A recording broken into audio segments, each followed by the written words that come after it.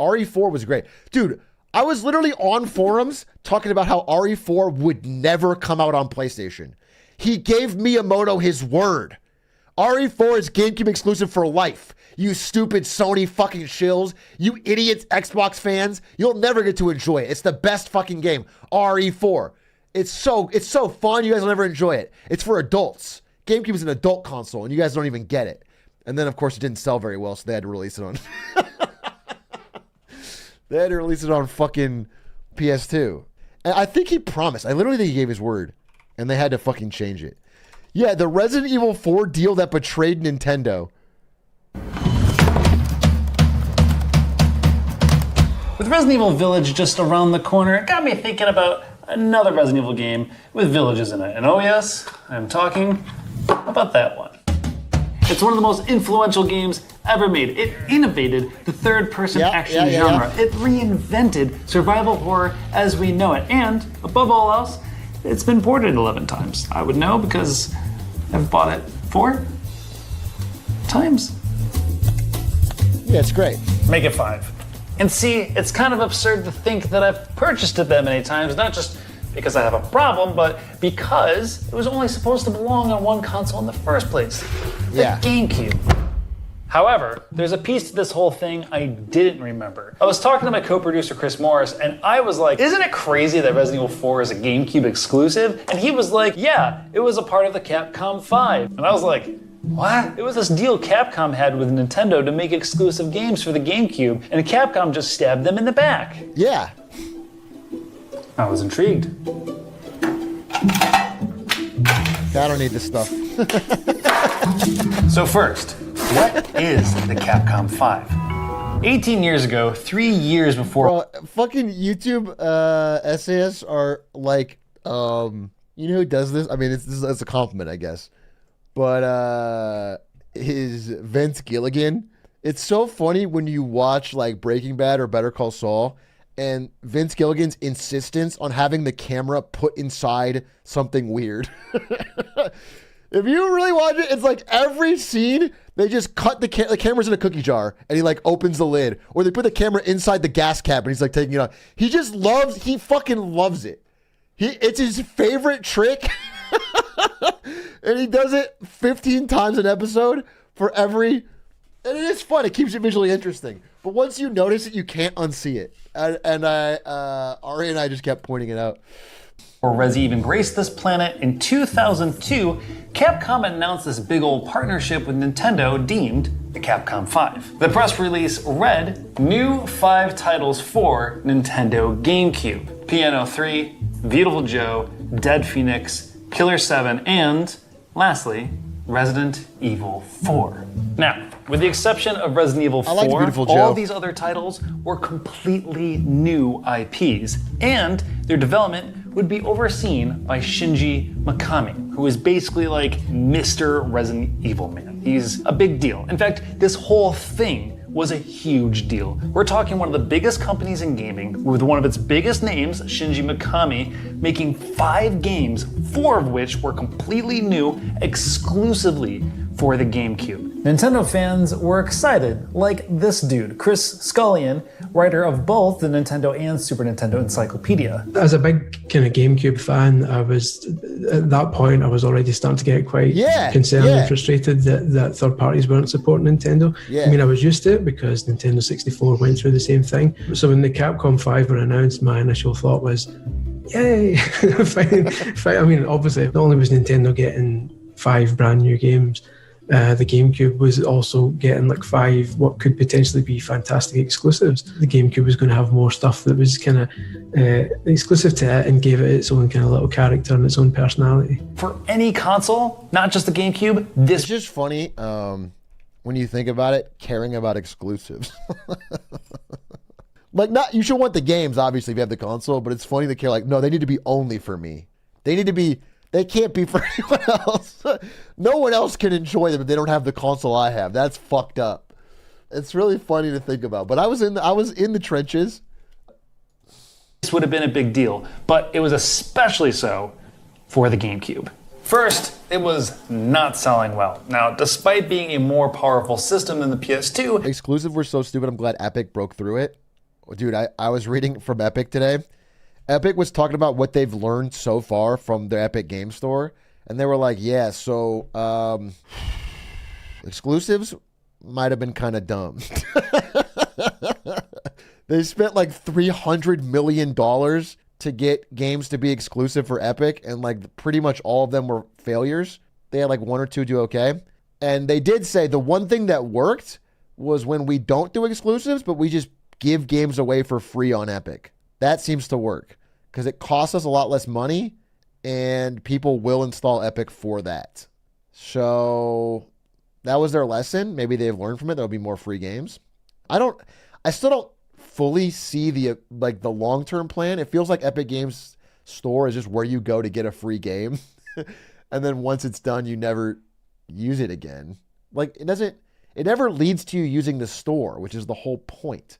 So again, I still think it's like, I just kind of feel like they took all of their Fortnite money and lead and punted it on this stupid store. That's how I feel, but I'm sure there's more to it. I mean, but the exclusives, they've admitted, are stupid. Its power wasn't enough to make up for the fact that it was not a multimedia device. It could not play CDs or DVDs like the PS2 or Xbox. 2, it did not have great third-party support. Aside from Nintendo's usual suspects, there wasn't a whole lot of support or exclusives for the GameCube. And though its flagship franchises were enough to keep it afloat, there wasn't much support to attract a broader audience. Or, to be... Does the threat to Steam is good, Imo? Well, yeah. For us as a consumer, it's good that there's a threat to Steam. But it's not really a threat if they don't make any ground and they just keep punting money and eventually give up. The Switch might have... I'm sorry, did you just say... I'm not gonna call you out, but I am gonna call you out, but not in a bad way. Did you just say the Switch might have outdone the GameCube? In what world do you think it was close? The Switch has destroyed the GameCube. In every way, in every possible way, in every factor you can think of. Cultural zeitgeist, not in cubeness, not in similarity to a cube. Even Melee, unless you are like me, unless you are literally a diehard 20 years later Melee fan, watch Melee, cheer for Mango, the average person likes Ultimate more. They think it's better. They like in every way for most people, GameCube has been cleared by the Switch in every way. It's sold zillions more. It's phenomenally successful. It's portable. It's just better. It's just better in every way. All right, sorry, what did you say? Be really specific.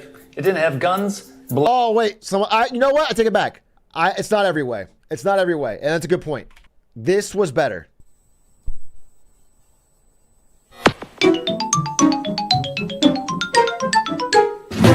That's a fact. That's a fact. That clears. You're right. And when you're right, you're right. And I admit that I'm wrong. This was better. This was a downgrade for the Switch. I mean, just clearly, no one's matched this since it's the fire intro of all consoles. That was flames. That was heat. All right, let me finish this, and then I think I got it. Wasn't bitching. Blood or butts. Now, it's not scientifically proven, but from what I hear, it could remedy success, according to me. Anyways, as it would churn out, the Capcom 5 had all of it. If Capcom could produce 5 very good games that appealed to a broader market than just Mario and Zelda lovers, it would do 2 major things for Nintendo.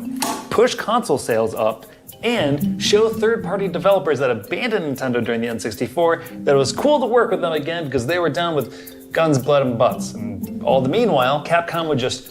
Dude, it's so annoying because, yeah, the GameCube didn't sell that well, comparatively, but like the N64 sold really well. Not as good as PS1, but it sold really well.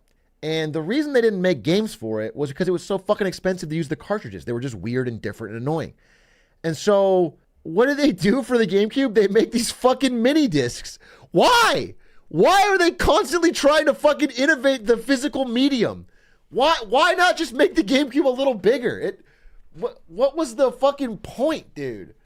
Piracy? Yeah, I actually have heard that it was because of it was more difficult to pirate, but understand that you're not in a position to be anti-consumer with regards to pirate. Like, that is something you can do when you have a fucking total monopoly and you're trying to lock down the little extra money. That's not what you do when you're in third and you just need more games. And pirates found a way anyway. ride the wave of success. However, there was a minor communication error. So the US press release alluded that all of the games would be GameCube exclusives, but the Japanese press release said otherwise. What? As it turns out, Capcom would be developing these 5 games first and foremost for the GameCube, with the possibility of them being ported in the future. But that's okay, because the most anticipated one of them all was absolutely 100% definitely. I mean, maybe I'm wrong. The way I remember it, and again, I was extremely biased at the time. The way I remember it was that he made a personal promise to his friend Miyamoto.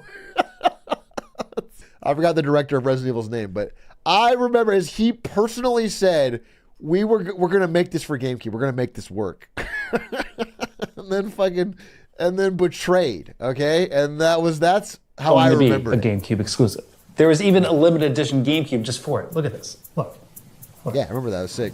Ooh, there it is. It was no different than any other GameCube. In English, yeah. Damn right I wanted it. So one by one, the Capcom 5 came out as promised, with the first one being in the butts category. Piano 3, which apparently folks weren't too crazy about. Or like Piano 3 out of 10. It's not my joke. Co-producer Chris gave it to me. Thanks, Chris. That's from the Reddit. Then there was Dead Phoenix, which just was straight up canceled. Never came out, living right up to its name. But Beautiful Joe did come out, and it was great, and had some success on the GameCube until it was ported to the PS2. It was really good, but this again, the same thing. Like every game that would come out on Nintendo that was good would be cutesy. And so like you'd be like trying to convince people to try it, and they'd be like, it's for kids. And you're like, well, first of all, we're all kids arguing, but but like, nuh-uh, it's good. Like, who cares about that stuff? And then Beautiful Joe comes out and it's good, but it's like it's still kind of cutesy and colorful, and it doesn't. So Resident Evil 4 was that game, you know. It was like finally the fucking game where it's like, oh, it's dark, it's gritty, it's serious, it's fucking amazingly good, and you could just, it's such a rush, and that's why it was such a betrayal. And in that moment, it seemed pretty clear that Capcom was losing faith in the very plan that it set forth on. But there was still Resident Evil 4, the chosen one, the one sworn to exclusivity for the GameCube. Director Shinji Mikami himself said he would cut off his own head before it was ported to other consoles. And so GameCube fanatics held onto it. It was the cover story for several Nintendo publications. Previews were praising it. It was easily the most anticipated game of 2005. And to top it off, it was the most un-Nintendo game possible. It was super violent, hyper detailed, and had its own blood-splattered controller to prove. I mean, 2005, you put on fucking Many Men by 50 Cent, you sit down and you play Resident Evil 4 after school, dude. It was peak.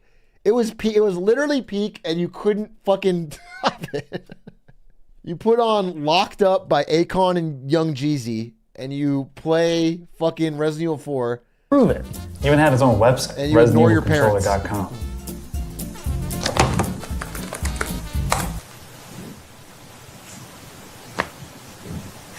And then, 2 months before the game came out, Capcom sent this press release, which read, Capcom's million-selling series, Resident Evil, expanding to the Nintendo GameCube and the Sony PlayStation 2. There was a few years into the GameCube's life at this point, people were thinking this isn't going well. But at least we were clinging to the fact that don't worry, this game looks great, and we're going to have a great game. Just as the GameCube is kind of flatlining, we've got this great one, and we'll always have that. We can cling to that. And then obviously a couple of months before it came out, Capcom said, nah. Dude, it's the worst because like you didn't even get the moment of like it releasing and then them later doing it. It's like it's like before it even comes out. We can't let that happen because then people aren't even gonna go like buy a GameCube for it. This is coming to.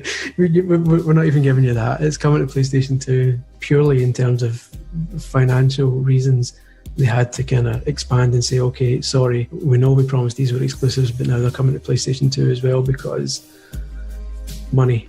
we've got to sell these things, and we've got to make sure more people can see them. GameCube fanatics were, well, less than thrilled. So much so that they sent letters in to magazines at the time, you know, but because that was back in the day before people just flooded comments. Stop taking our games.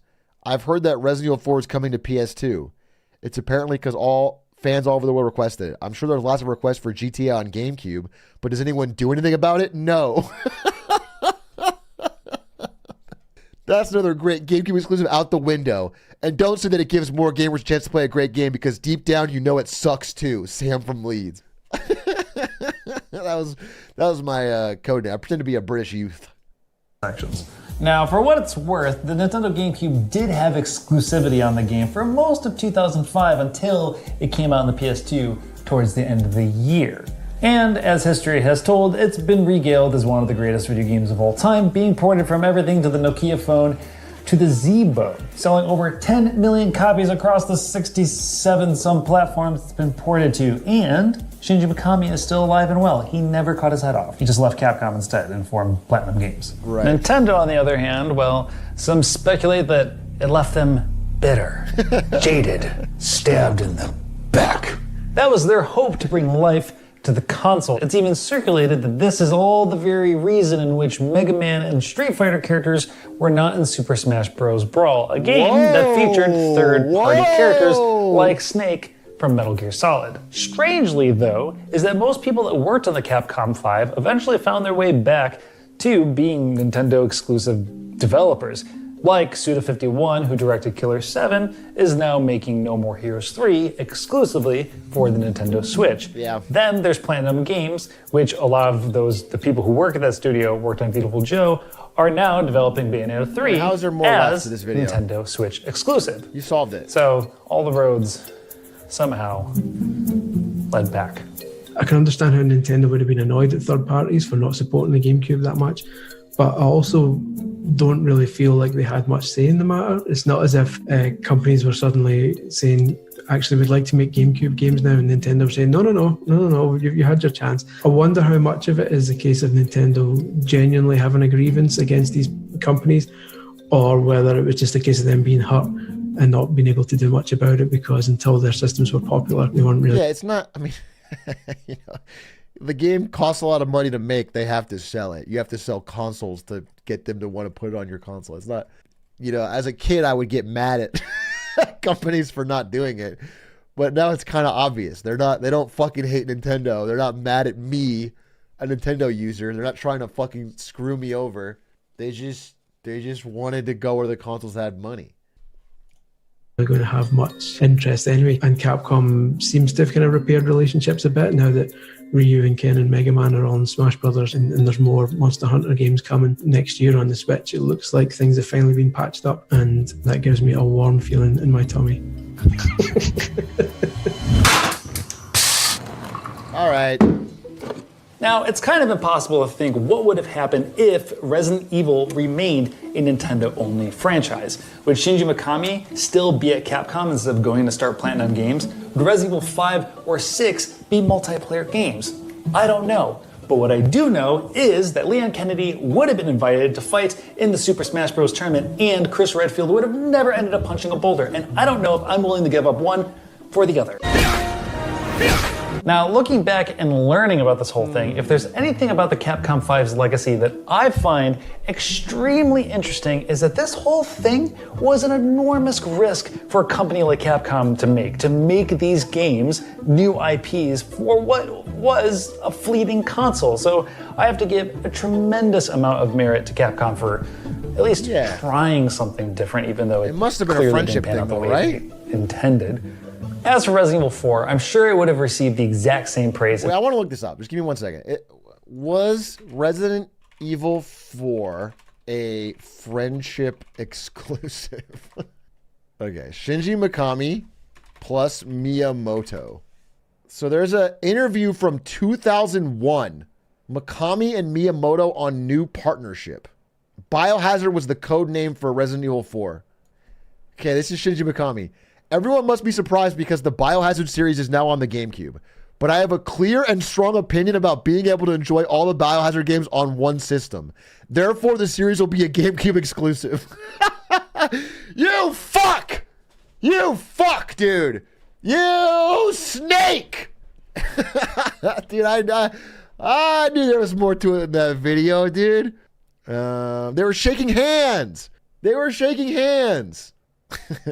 Multi-platform development is also fine, But porting or remaking the games for other systems basically means the creator only needs to duplicate the game for other systems. I feel from a business point of view, it might be a good idea, but from the creator's point of view, it isn't a good idea. They expressed their wish to create the Biological series for Nintendo GameCube and will provide them with full support. We welcome to a new group of craftsmen. Yeah. They shook hands, bro. You broke a handshake deal. I'm getting mad just thinking about it again. I'm getting mad just thinking about it.